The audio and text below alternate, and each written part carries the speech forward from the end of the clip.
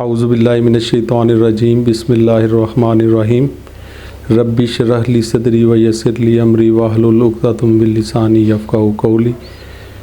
अस्सलामु अलैकुम। मैं प्रेसिडेंट वापडा एम्प्लॉइज़ पैगाम यूनियन मोहम्मद उसामा बरलास आप भाइयों से मुखातिब हूँ।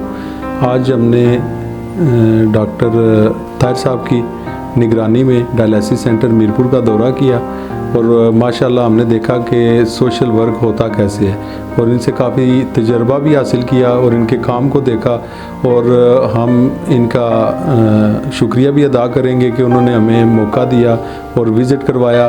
तो मैं ये समझता हूँ कि आज़ाद कश्मीर के अंदर और बल्कि इस डिवीज़न की ये खुशकिस्मती है कि ऐसे लोग इस एरिया में मौजूद हैं कि जो इंसानों की फलाह बहबूद के लिए एक वर्क कर रहे हैं और उस पे चले हुए हैं कि जो अल्लाह ताला का बताया हुआ रास्ता है। तो मैं समझता हूँ कि इंसानियत की खिदमत ये एक बहुत बड़ा इसमें अजर व सवाब है।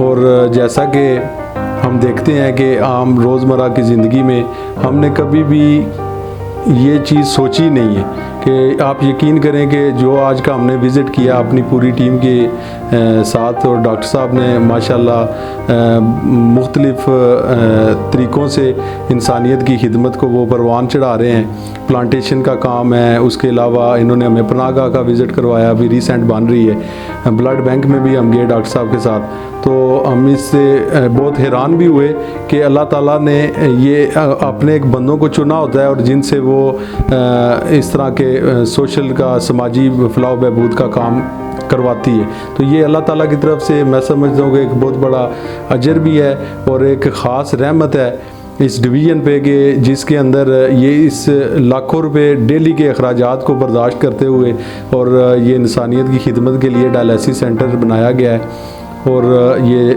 चल रहा है सिस्टम। तो हमारी दुआ भी है कि अल्लाह ताला डॉक्टर साहब को और इनकी पूरी टीम को और जो इस डायलिसिस सेंटर का जो अमला है जो इसमें काम कर रहे हैं और अल्लाह ताला इनको मज़ीद तरक्की और कामयाबी अता फ़रमाए।